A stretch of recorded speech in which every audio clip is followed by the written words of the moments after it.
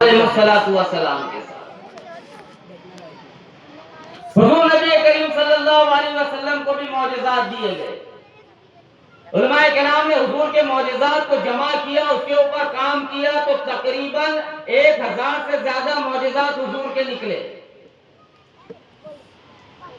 یہ تو حضور کے معجزات جو مشہور ہوئے, بلکہ میں تو یہ کہتا ہوں کہ جناب محمد رسول اللہ صلی اللہ علیہ وسلم کی زندگی, آپ کا اٹھنا بیٹھنا, آپ کا کھانا پینا, آپ کا چلنا دوڑنا, آپ کا بازاروں کے اندر جانا, آپ کا بولنا, آپ کا سننا, آپ کی زندگی کا ایک ایک لمحہ معجزہ ہے. بہت سارے معجزات حضور کو دیے گئے, چلتے پھرتے معجزات حضور کے ساتھ ہوئے. ایک مرتبہ اللہ کے رسول صلی اللہ علیہ وسلم راستے سے گزر رہے تھے مکہ مکرمہ کے اندر. ابو جہل نے روک لیا اور ابو جہل نے اپنی مٹھی کے اندر کچھ بند کر کے لایا اور حضور سے کہنے لگا کہ محمد, تم اپنے آپ کو نبی کہتے ہو نا, اچھا ایک کام کرو, یہ بتاؤ میری مٹھی کے اندر کیا ہے. اس کا نام ہی ابو جہل رکھ دیے تھے, اس سے بڑا بیوقوف بھی کون ہو سکتا. سوال بھی کس سے پوچھ رہا ہے؟ حضور نبی کریم صلی اللہ علیہ وسلم سے. اس شخصیت سے سوال پوچھ رہا ہے جس کو جبرائیل امین آ کر خود کپڑے دے کر جاتے. حضور بھی حضور تھے, حضور غصہ نہیں ہوتے تھے, حضور مسکرانے لگے اور مسکراتے مسکراتے ابو جہل سے کہا کہ ابو جہل, میں بتاؤں تیری مٹھی کے اندر کیا ہے, یا تیری مٹھی والی چیز بتائے کہ میں کون ہوں. بات سمجھیے آپ کو. مٹھی میں کچھ لایا, لا کر کہتا ہے کہ محمد, اپنے آپ کو سچے نبی کہتے ہو نا, یہ بتاؤ میری مٹھی کے اندر کیا ہے. حضور نے مسکراتے ہوئے کہا کہ ابو جہل, میں بتاؤں تیری مٹھی کے اندر کیا ہے, یا تیری مٹھی والی چیز بتائے کہ میں کون ہوں. کہا کہ اچھا ٹھیک ہے, میری مٹھی والی چیز بتائے کہ آپ کون ہیں. جیسے اس نے کہا کہ میری مٹھی میں کیا ہے, یہ بتا دے کہ آپ کون ہیں, اسی وقت مٹھی کے اندر کنکریاں تھی, مٹھی سے آواز آنے لگی, اشہد ان لا الہ الا اللہ واشہد ان محمدا عبدہ ورسولہ. یہ بھی حضور کا معجزہ. حضور جب راستے سے چلتے تھے تو درخت آپ کو جھک کر سلام کیا کرتے تھے, یہ بھی حضور کا معجزہ تھا. حضور نبی کریم صلی اللہ علیہ وسلم کی انگلی کے اشارے سے چاند کے 2 ٹکڑے ہوئے, یہ بھی حضور کا معجزہ تھا. ایسے بہت سارے معجزات ہیں. حضور جس چیز کو ہاتھ لگا دیتے تھے اس چیز کے اوپر آگ اثر کرنا چھوڑ دیتی تھی, یہ بھی حضور کا معجزہ تھا. ایک صحابی کے گھر پہ ایک صحابی نے دوسرے صحابی کی دعوت کی, ان کے گھر پہ کھانے کا اہتمام تھا. کھانا کھانے کے بعد وہ صحابی کا ہاتھ دھلایا گیا. غالباً حضرت انس رضی اللہ عنہ کے گھر کے اوپر ہاتھ دھلایا گیا اور ہاتھ پوچھنے کے لیے مہمان کو تولیہ پیش کیا جاتا ہے. تولیہ پیش کیا گیا تو تولیہ گندا تھا. حضرت انس ناراض ہوئے اور کہا اپنی باندی سے کہا کہ جاؤ اس کو صحیح کر کے لاؤ, صاف ستھرا کر کے لاؤ. باندی گئی اور لے جا کر اس تولیے کو آگ کے تندور کے اندر ڈال دیا. تھوڑی دیر کے بعد آگ کے تندور سے وہ تولیہ نکال کے لائی, تولیہ صاف ستھرا اور گرم گرم تولیہ.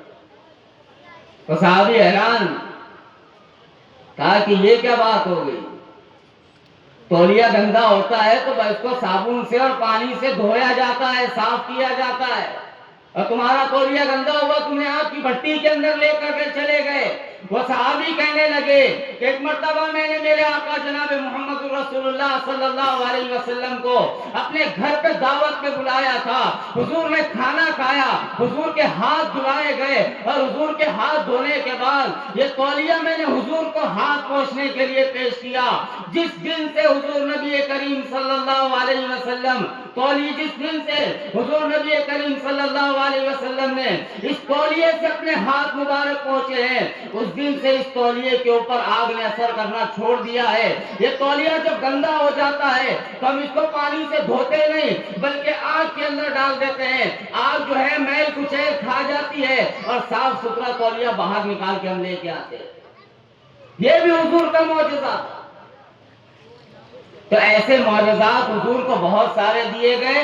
علماء نے معجزات کے اوپر کام کیا, ان کو چھانٹا, بڑے بڑے معجزات نکالے. 500 معجزات نکالے اور چھاٹا 400 معجزات نکالے، کرتے کرتے 100 معجزات بڑے حضور کے نکالے اور ان 100 معجزات کو بھی چھاٹا اور چھاٹ چھاٹ کر علماء کرام نے 4 ایسے معجزات نکالے جو معجزے صرف جناب محمد رسول اللہ صلی اللہ علیہ وسلم کو دیے گئے، کسی اور نبی کو وہ معجزات نہیں دیے گئے۔ یہ 4 معجزات، ایسے معجزات جس میں حضور کا کوئی شریک ہو ہی نہیں سکتا۔ اب وہ معجزات کی بھی اگر میں تفصیل بیان کرنے لگوں تو گھنٹوں چلے جائے، مختصر میں وہ 4 معجزات آپ سن لو۔ سب سے پہلا معجزہ ختم نبوت۔ ابھی ختم نبوت کے تعلق سے بچوں نے سوال جواب بھی کیے، بات تو آپ کی اگر آپ نے سنے ہوں گے تو سمجھ میں آ گیا ہوگا کہ ختم نبوت کیا ہے۔ ختم نبوت کا معاملہ یہ ہے کہ حضور آخری نبی ہے، عالمی نبی ہے، عالمگیر نبی ہے، رہتی دنیا تک کے نبی ہے، تمام انسانوں کے نبی ہے۔ اب آپ کے بعد کوئی نبی نہیں آنے والا۔ حضور سے پہلے جتنے بھی انبیاء کرام علیہ السلام اس دنیا کے اندر تشریف لائے، کسی کے بارے میں اللہ نے یہ نہیں فرمایا کہ ہم نے آپ کو تمام عالم کے لیے نبی بنا کر بھیجا۔ ہر نبی کسی خاندان کے لیے نبی بنا کر بھیجا گیا، کسی بستی کے لیے نبی بنا کر بھیجا گیا، کسی گاؤں کے لیے نبی بنا کر بھیجا گیا، کسی شہر کے لیے نبی بنا کر بھیجا گیا، یہ حد ہو گئی تو کسی ملک کے لیے نبی بنا کر بھیجا گیا۔ مگر جب باری آتی ہے آمنہ کے نور نظر، عبداللہ کے لخت جگر، کالی کملی والے، سنہری جالی والے، جن کے بیٹھنے سے دھرتی کو سکون مل جائے، جن کے کھڑے ہونے سے آسمان کو بلندی مل جائے، جن کے پسینے سے خوشبو مہکنے لگے، وہ بات کرے تو ان کی زبان سے پھول جھڑنے لگے۔ امام الانبیاء تاجدار مدینہ سرور کونین جناب محمد رسول اللہ صلی اللہ علیہ وسلم کی تو اللہ رب العزت قرآن مجید کے اندر صاف لفظوں کے اندر ارشاد فرماتے ہیں وَمَا أَرْسَلْنَاكَ إِلَّا رَحْمَةً لِلْعَالَمِينَ۔ اے میرے محبوب، ہم نے آپ کو کسی خاندان کے لیے، کسی بستی کے لیے، کسی گاؤں کے لیے یا کسی شہر کے لیے